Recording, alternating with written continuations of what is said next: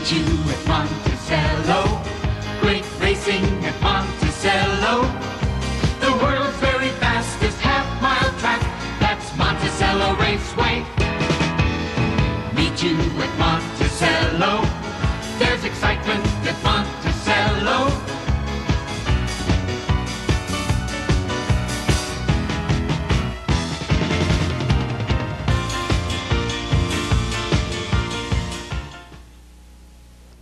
Good evening once again. Welcome to the Inside Track. I'm your host, Gary Sussman. Well, it's classic time at Monticello Raceway, the big $225,000 Monticello Classic 7. And to highlight the Classic 7 on the personality profile, I have with me the sports writer and harness racing handicapper from the Middletown Times-Herald Record, Mr. Mark Schwartz. And he will analyze the upcoming Classic field for us and take a look at the Classic preview, which took place on July 26th. The professor, Mr. John Manzi, will be along, of course, to also analyze the Classic and take a look at the $700,000 Sweetheart Series that took place at the Meadowlands several weeks ago. And, of course, we'll have trivia, another Classic flashback, and much, much more. But first, let's take a look back again and see who did what on the Week in Review.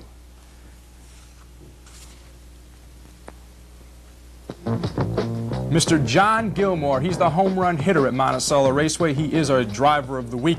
He had 7 wins in the past week, a double on Tuesday, July 21st, including a horse that paid $75.20 to win. He had a single on Wednesday, doubles on Friday and Sunday. He has 70 wins for the year. Mr. Ralph Rice-A-Rome, the Orange Man, singles on Monday, Tuesday, Thursday, and Sunday. A lucky 13 wins on the year for Mr. Ralph Arone. Ron Ingracia had a good day on Saturday, July 25th, a double with Quick Skipper and True Fifi. He also had 2 second-place finishes. He has 34 wins on the year, 4th in the dash win category. Eddie the Sheik Heisel drives horses besides camels, a double on Thursday, July 23rd. He won back-to-back races with Nalibor and Boone Sheen E. He now has 19 wins on the season. Mario Marcelino, a double on Saturday, July 25th with Verbatim and Ruth B. Shuey, and 1 second, 17 wins for Mario. And Mr. Dick DeSantis, a driving double on Wednesday, July 22nd with Arriva Wick and Pepper Schnapps, which celebrated his father Al's birthday. So congratulations to Dick, and a belated happy birthday to our good friend, Mr. Al DeSantis. And that is the Week in Review. Time now for the highlight calls of the week, and we take you to Sunday, July 26th. First of all, race number 7 was a $4,500 purse and 8-horse field. The fractions were fast, 28-3 to the quarter, 59-2 to the half, and Clipper's Pride with Ronnie Ingracia was the pace setter. But the stretch call was a bit different. So let's take a look. And the stage is Sunday, July 26th, race number 7. Let's go up to the booth in the call of the race with Monticello track announcer, Mr. Jerry Glantz. Round 4, JD's Banker going up 5th. Best of Gold is 6th. Romy N can see 'em all. Off the turn and down the back stretch, the final time, Clipper's Pride by a length and a half. Rusty Orphan in the outside, second. Jack's Wild is 3rd. JD's Banker 4th. White Bird at the rail 5th. Romy N 6th. They're by 3/4 in 1:31 3. Paddock turn the final time. Clipper's Pride under a drive of the lead. Rusty Orphan hanging tough in the outside. Jack's Wild 3rd. JD's Banker is 4th. Romy N 3 wide 5th. They've got an 1/8 of a mile to pace now. They turn for home. Clipper's Pride at the rail. Rusty Orphan down the middle of the track. JD's Banker the outside. Through the lane, Rusty Orphan gets the lead. Romy N and JD's Banker. Romy N and the outside's going to win it all. Romy N with that closing rush. Ed Jinglin, the sulky, winning the race. The final time, 2:02. The horse paid $20.60 to win. So if you had Romy N, you did quite well in that 7th race on Sunday, July 26th. And once again, that was our first highlight call of the week. Highlight call number 2 was also from Sunday, July 26th. It was race number 9. They were going for a $5,000 purse in this one. Also an 8-horse field. Cookie Bear left early, but was overtaken around the first turn by White Walls, who tried to withstand some late closing pressure. So let's take a look. And the stage is Sunday, July 26th, race number 9. Let's go back upstairs for the call. Cookie Bear a closer second. Storm Lord in the outside. Racy Andy the outside 4th. Pasta Bird slipping through at the rail 5th. Southampton Henry 6th. Bye Bye Mermaid 7th. Clipper Mimbar has the best view. They head to the 3/4 poles. White Walls 3/4 of a lane. Storm Lord in the outside. Cookie Bear at the rail 3rd. On the outside, Racy Andy 4th. Pasta Bird a closer 5th. They're at 3/4. 1:33 1. Paddock turn the final time. It's still White Walls a length. Storm Lord coming on the outside. Racy Andy moving 3 wide third. At the rail, Cookie Bear fourth. Pasta Bird between horses fifth. They've got an eighth of a mile to pace now. They turn for home. White Walls has been there all the way. He opens up 2. Racy Andy coming at him on the outside. White Walls at the rail. Racy Andy on the outside. White Walls in front. White Walls with Dave Finkelstein in the sulky, able to withstand late closing pressure. The final time, 2:02 3/5. Once again, that purse $5,000. Coming up on the personality profile, the racing handicapper from the Middletown Times-Herald Record, Mr. Mark Schwartz, and he will analyze the field for the upcoming Classic 7. He'll be with me right after this message. Now y'all just know this is the mighty Mississippi. Don't you now?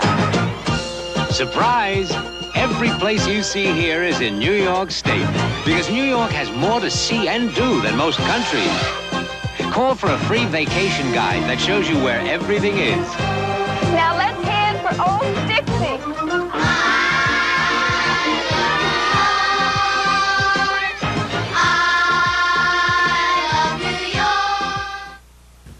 Welcome back to the Inside Track. Time now for the personality profile, and I welcome to the Inside Track the man who is now setting a record for the most appearances with me on radio and television, Mr. Mark Schwartz. Mark, welcome to the Inside Track. Thank you, Gary.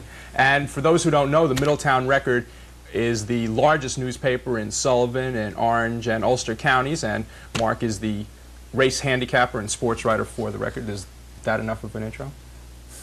Up to you. Okay.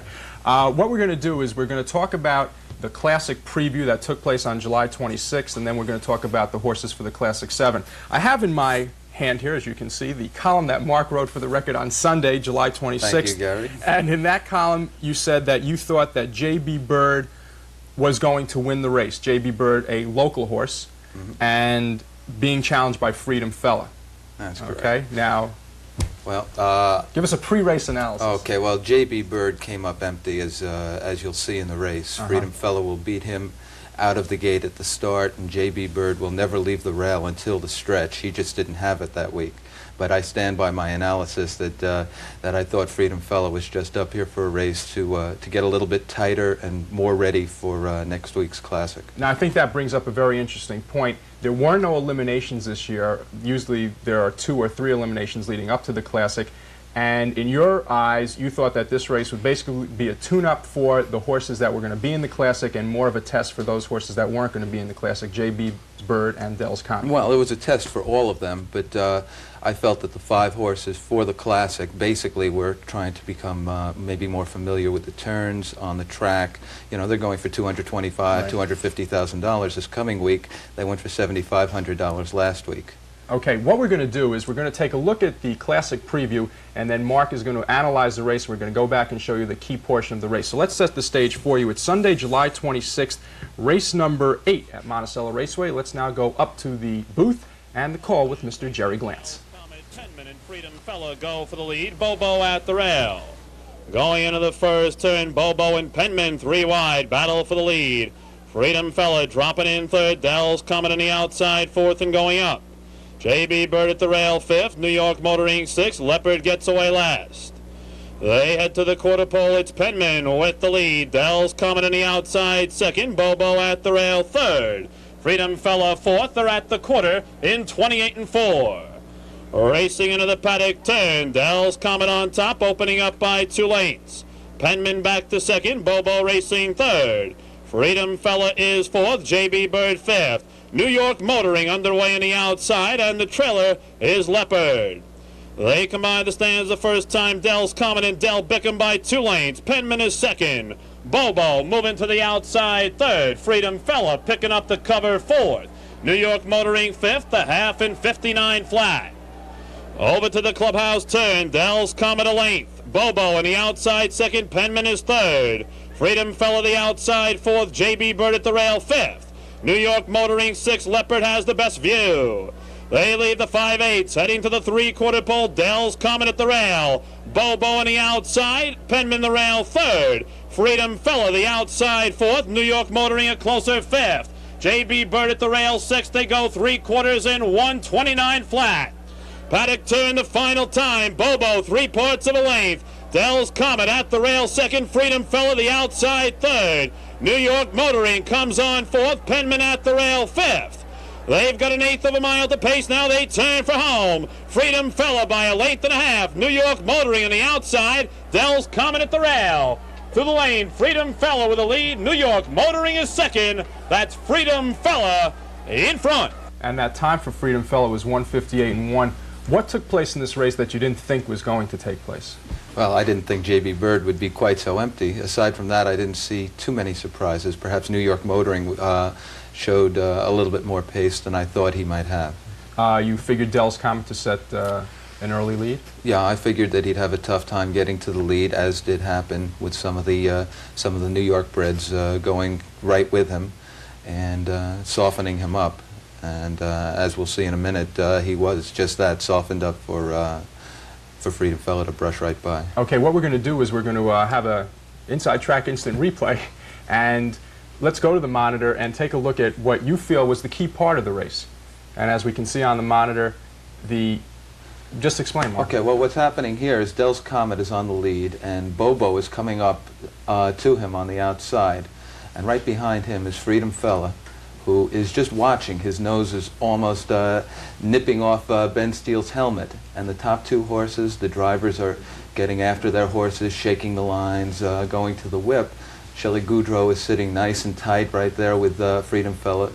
He hasn't had to do a thing yet. Which is, I must point out, is the three horses people can see. And right now he's just going right by for fun. And if we take this into the stretch just a little bit, you'll see that he's got 3 lengths and he hasn't done anything. And the rest of the way he does, he just paces nice and easily. And yet he was only a fifth of a second off the national seasonal mark for 3-year-olds on a half-mile track. So basically when he made that move around the 3/4 pole, came too wide, the race was his. Well, the race was his a bit before that too. Everything just broke perfectly for him. Okay, we just saw Freedom Fella win the Classic preview. Let's talk about some of the horses that are going to be in the Monticello Classic 7, starting off with Brand New Fella. Okay, well, he's by Precious Fella, the son of Most Happy Fella, who is the sire of champions for the Classic. And Brand New Fella is probably the best of this year's crop of New York bred 3-year-olds. He's beaten them consistently in sire stakes. And in fact, Shelley Goudreau said after the race on Sunday that he doesn't know if he can beat Brand New Fella, despite his horse's impressive win. We've seen Freedom Fella. Would you look for Freedom Fella to be the #1 challenger to Brand New Fella? I think Brand New Fella is going to have to catch Freedom Fella. The way I see the race being run, which I guess we'll get into, Brand New Fella is going to have to overtake him somewhere in the latter stages. Okay, those are the 2 favorites. How big a part does post position play in the Classic? A very big part. The most exciting Classic, which he showed several weeks back, the Happy Motoring Classic, was exciting because the best horses did not have the inside posts, and it made for an excellent race. In fact, a come-from-behind horse won the race. The other 2 Classics I've covered, one was won by Happy Lady, who just went straight out and wired the field. She was the best. It was frankly a dull race. And last year Tyler Beede did pretty much the same thing, and while it looked exciting when Happy Tidal Wave made his big move at him at the 3/4 pole, basically Billy Herman had everything under control, as he showed in the stretch. What about drivers?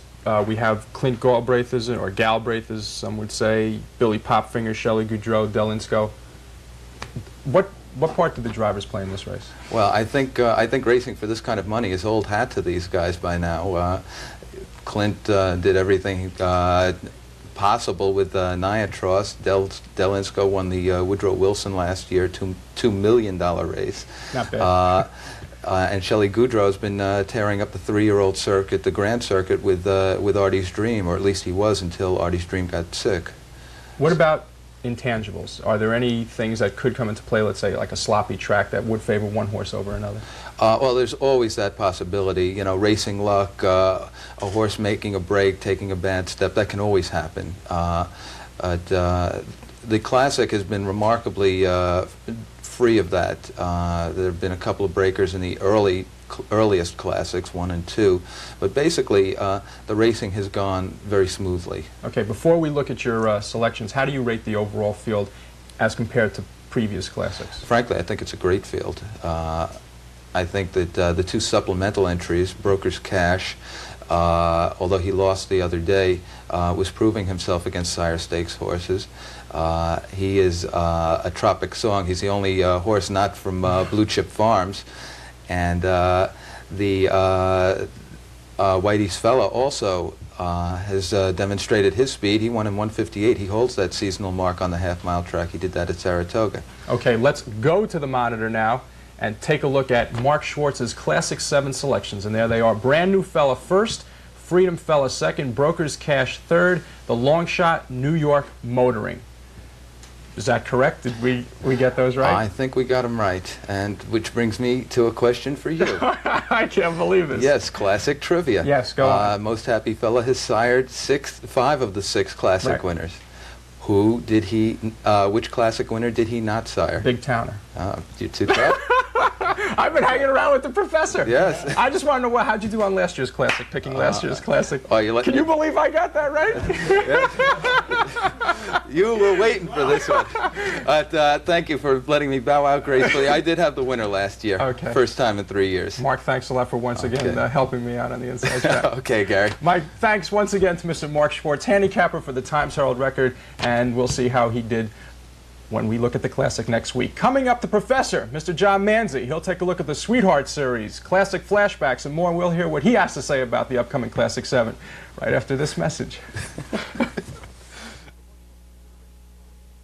Promotional considerations for the Inside Track provided by Claire's County Seat Restaurant for a congenial and truly elegant culinary experience. Ralph Cutler's Mail Modes, home of the Sandsabelt Slack, free alterations while you wait. The Down Under Lounge, if it ain't happening at the Down Under, it ain't happening. The Canton Restaurant, in Monticello, Chinese means Canton, open 7 days. Skater's World, you can enjoy the racing while the kids enjoy the skating. Willie's Bend and Elbow, serving dinner, pizza, and sandwiches in a lounge of distinction. Raceway Dining Terrace, enjoy complete dinners weeknights for $9.95 while you watch the racing. Miss Monticello Diner, the finest in early American home-style cooking. And Bernie's Holiday Restaurant, food served with a pinch of love.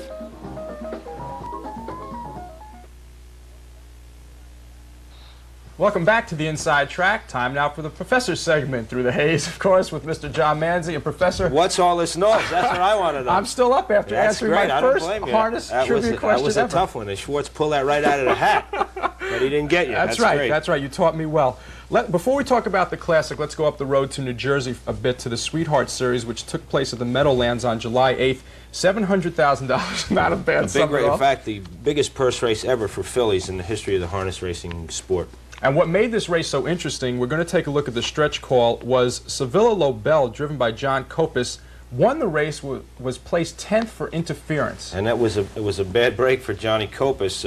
His horse bore in, as we'll see in the stretch. He's on the far outside, so when you look at your monitors, check the far outside. He comes, in fact, at one point in the stretch, he's out of the picture. But when he comes back into the picture, as he goes to whip the horse, or his filly, she bears in and goes about 3 lengths inward. And at the same time, Benny Webster with Belinda Hanover was coming out, making his run, and they bumped wheels. And the jolt was so much that it knocked Belinda Hanover off stride and cost him any chance to get any money. And Copus, I guess he knew something had happened when it happened, because he won easily, but he was taken down, unfortunately, because he lost $370,000 worth of money. And the winner of $350,000. the race ended up to be Willow Bus, who was a 90-to-1 shot, driven by Hervé Filion. Leave it to Hervé to be there when the money's down. He sat along the rail the whole way and just sucked along through the mile, and in the lane he got out in the stretch, and in the last few strides he came up to be second, and eventually got placed up to win, and he paid the highest price ever at the Meadowlands, $192 to win, and he set up a 111 exacta, which paid a record $4,614. And neither you or I had those tickets. I could never ever could have picked that. A lot of ones there though for one players. Anyway. Okay, let's take a look at the stretch call of this race then. Let's set the stage. July 8th, race number 6. Let's go to the call now with Mr. Ed Gorman. Over on a 3-wide brush. Height is going to go right up after the leaders. Also gaining ground is JJ's Pamela between horses. All Win Bunny gaining ground. On the rail is Willow Buston. Coming on strongly is Belanda Hanover as things tighten up on the front end. Reached the 3/4. Boston Irish got the rail. Height of Hanover on the outside. I'm No Angel both ready to challenge. At the 3/4 in 1:28.1 they're in the lane. Straighten away. Height of Hanover sticks ahead in front. Far outside All Win Bunny is up to join the leaders. Here comes Sevilla, 5 wide and flying and looking for an opening, and off stride went Belanda. Sevilla's got the top. Hanging game is All Win Bunny, but it's Sevilla beginning to draw off. Sevilla Lobel. And as we said, Sevilla Lobel was placed 10th. And it was a tough call too, Suss. As you saw, you know, both guys are looking for that hole, the opening there. One guy on the outside, and his filly unfortunately bore in Copus's filly as Benny Webster was making his move, and it was just one of those unfortunate things, and a close call and a disputed call, but the judges were proven correct. Okay, for those then who maybe didn't see it, let's go back now, another Inside Track instant replay, and show you the stretch call of the $700,000 Sweetheart Series, and watch on the outside, right, Professor? The outside horse. Just past the 7/8 pole, Suss. Okay, so let's go to the monitor for another Inside Track instant replay. Reached the 3/4. Boston Irish got the rail. Height of Hanover on the outside. I'm No Angel both ready to challenge. At the 3/4 in 1:28.1 they're in the lane. Out of it right now, Copus's horse, but see Benny Webster from the middle of the pack comes to move on the outside as Copus whips, they bang wheels. Knock Benny off stride. You saw it right there. Benny lost a chance to get any money, and Copus easily won. But here comes Hervé up on the outside to get second and eventually get all the money. Professor, excellent analysis. 57-4, great pacing for 2-year-old fillies. And we should mention once again that exacta, not bad, $4,614 and change. Just a small number at the medal last. Pittance. Just pittance. Okay, Mark was on before to talk about the Classic 7. This is the highlight of the racing season at Monticello.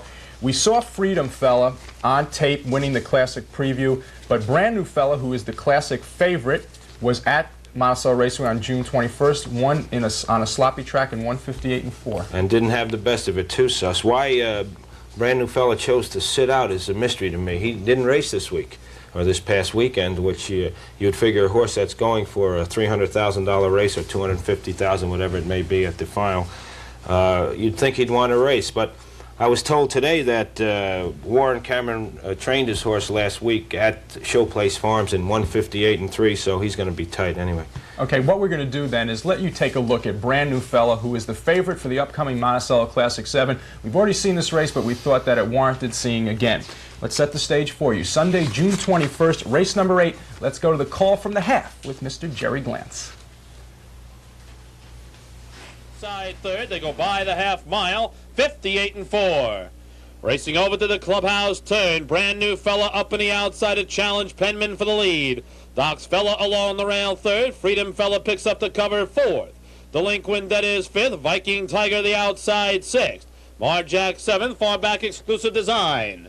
They head to the 3/4 pole, Brand New Fella, Pork the Mile gets the lead. Moving up in the outside, Freedom Fella, Penman fading third. Doc's Fella between horses fourth, 3/4, 1:28.3. The third quarter, 29.4.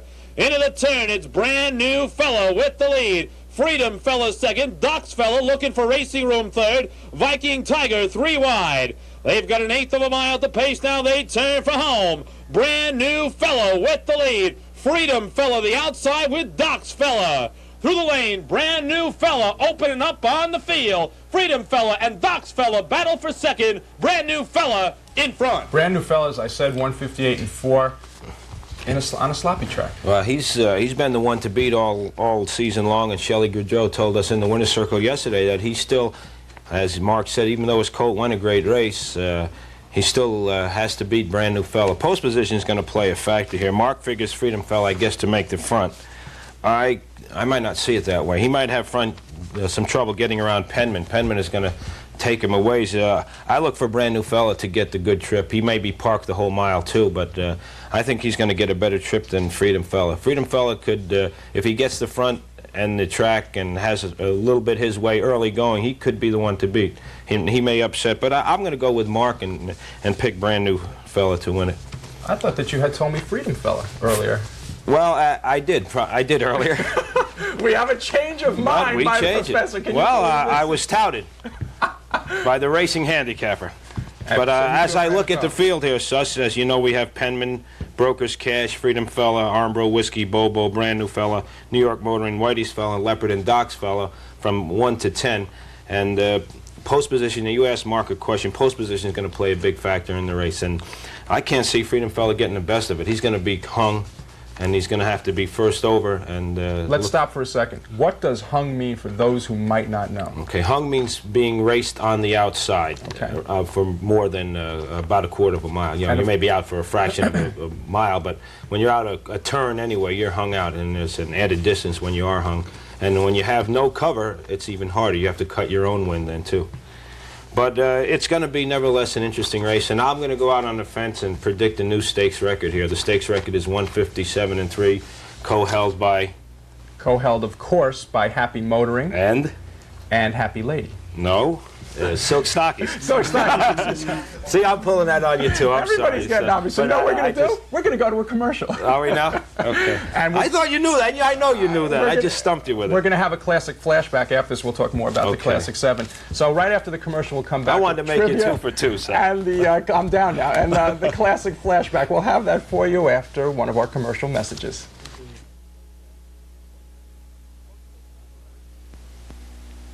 Promotional considerations for the inside track provided by Carlos's Restaurant, the best Italian food in Sullivan County.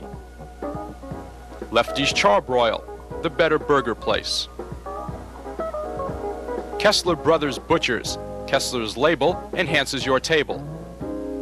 The Bagel Bakery, famous for bagel treats and sandwiches, open 7 days. House of Lions, fine dining in a country inn atmosphere. Dunkin' Donuts, it's worth the trip, open 24 hours. Ellery's Betty Bright Cleaners, now in Monticello and the Ellenville IGA. Capito Brothers Tire Specialists, for family care of your tire needs. The Holiday Inn Restaurant of Liberty, diversity in dining for the public appetite. And the Lin Yan Chinese Restaurant, authentic Chinatown delights right here in Sullivan County. Trivia time on the inside track, and you think it's easy to work with John. That's why I bring guests on. John asks me questions I can't answer. You knew that one. That was a stumper. Close. Talking about stumpers, last week's question, what was the highest finish that Marvin Maker ever had at Monticello Raceway in the Classic? Third. J.S. Skipper. Classic 4, right. And that was correctly answered by Mr. Jimmy Hummer. This was not a musical, no. This is Jimmy Hummer from Middletown, New York, and he wins dinner for 2 in our Raceway Dining Terrace. Professor, you have this week's question. Okay, in the history of Monticello Classic, name the father and sons that raced in the Classic final. Right, those are drivers, not horses. Those are drivers. And you can send the answer. That includes this year now. Right, that includes Classic 7. Classic 7. And you can send that to the inside track, Monticello Raceway, Monticello, New York, and you too can win dinner for 2 in our Raceway Dining Terrace. As we've done in past weeks, we're going to have another classic flashback for you now. Professor, it comes from July 23rd, 1978. It was Classic 4, Happy Lady Wire to Wire. Jimmy Rankin, who will be back again with Doc's fella, racing from the 10-hole. By the way, that's Stan Bergstein's horse. He owns part of it. Stan Bergstein, the announcer on the OTB show, and professor extraordinaire in harness racing. Happy Lady Wire to Wire, not a real contest, 3/4, possibly could have been a new track record, 127-2, but I think she finished in 58 or 58-1. 159. 59. In fact, it was even less that they came last quarter 31-3. And this was also the race that answers the trivia question, because this was the race that Marvin Maker finished third in with J.S. Skipper. Can see it. Fitting right in. Okay. Let's set the stage for you then. July 23rd, 1978, race number 7. Let's go to the monitor. And a new announcer, voice. Lou Krongold for the classic flashback. Playboy. As they move up the backstretch toward the 3/4 pole, Happy Lady has been there all the way. Marty Del Rey second. They go by the 3/4, 127-2. We might see a new track record. Into the paddock turn the final time. Happy Lady by a length. Moving now on the 4 outside, the challenge is J.S. Skipper. On the inside, Marty Del Rey is third, between horses Ombro Tiger fourth. Happy Lady's the one to catch now as they turn for home. Happy Lady under a drive has the lead. Marty Del Rey down the center of the track, and J.S. Skipper on the outside as they come for the stretch. Happy Lady will not be denied. She is going to win it all. Happy Lady with Jimmy Rankin in the sulky winning the Monticello Classic 4, and as the professor said, Jim Rankin going after his second Classic win coming up on Sunday, August 2nd. With Doc's fella, that's right. And Happy Lady, if I might be wrong, Suss, but didn't she perish in a fire? Yes, in the Castleton Farms in Kentucky, I believe in January of this year. She was to be bred to Niatros. That's true. That's a tough loss for the harness racing game, yes. So let's pin you down now. Who are your Classic winner? Who is the Classic winner? Can I change again? No. I'm going to go with brand new fella and Freedom fella and New York Motoring. Okay, and I should just point out, because last year on the radio show we had Jerry Glantz also. Jerry Glantz said Freedom fella. Mark Schwartz says brand new fella. John Manzi says brand new fella. I will pick a long shot. How about you? Whitey's fella. Whitey's fella, George Museloff, the supplementary entry, one of the two supplementary. Someone has to play the devil's advocate. Okay, but he's a good horse too. Professor, we'll see you next week. Good, fun time, Seth. Okay. My thanks to the professor, Mr. John Manzi, and of course to Mr. Mark Schwartz for joining me on the Personality Profile. Tune in next week when we'll show you exclusively the Monticello Classic 7. Join us then. Have a nice week.